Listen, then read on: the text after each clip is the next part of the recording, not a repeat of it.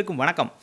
காலையிலேயே ஒரு சூப்பரான அறிவிப்ப மாண்புமிகு தமிழ்நாடு முதலமைச்சர் அவர்கள் குடுத்துருக்காங்க. அதாவது மக்கள் ஆட்சி, இது மக்களுக்கான ஆட்சி அப்படிங்கிறத தினந்தோறும் நிரூபிச்சுட்டுருக்காங்க அப்படின்னு தான் சொல்லணும். என்னடா சொல்ல வரேன் அப்படிங்கிறீங்களா?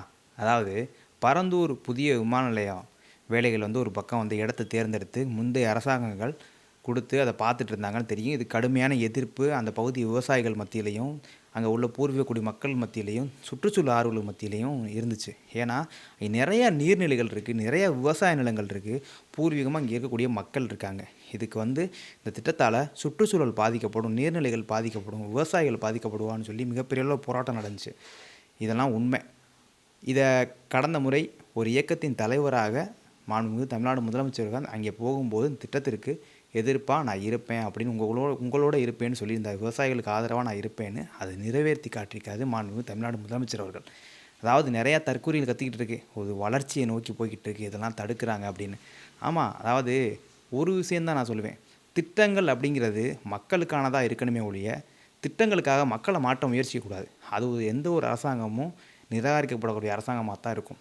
இந்த அரசாங்கம் மக்களுக்கான அரசாங்கம். அதனால இந்த பரந்தூர் விமான நிலையம், புதிய விமான நிலைய பணிகள அங்கே ரத்து செய்யப்படும் அப்படின்னு சொல்லியிருக்காங்க. இதுக்காக மாற்று இடம் ஏற்கனவே இருக்கக்கூடிய மீனம்பாக்கம் விமான நிலையத்திலே 5வது டெர்மினல் அமைக்கிறக்கு இடங்கள தேர்வு செஞ்சு அங்கே பணிகள் நடைபெறும்.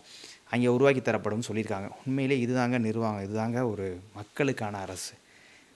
ஏன் இத பத்தி கதர்றாங்க எதிர்க்கட்சிகள்லாம் அப்படின்னா, ஆளுங்கட்சி திமுக. ஏன்னா, அந்த விமான நிலைய பரந்தூர சுத்தி நிறையா இடங்கள ஆக்கிரமிச்சு, அங்க தங்களுடைய பிஸ்னஸ கொண்டு வரலான்னு நெனச்சிட்டு இருந்தாங்க. அதெல்லாம் இப்ப மண்ணோடைய மண்ணா ஆயிப்போச்சு அப்படின்னு கதறிக்கிட்டு இருக்காங்க. கதறுங்க. உண்மையான தற்குறிகள் அவங்க தான். ஒரு மக்கள் ஒரு திட்டத்துக்கு பெருமளவுல எதிர்ப்பு தெரிவிக்கிறாங்க அப்படின்னா, அந்த திட்டத்த கொண்டு வரக்கூடாது.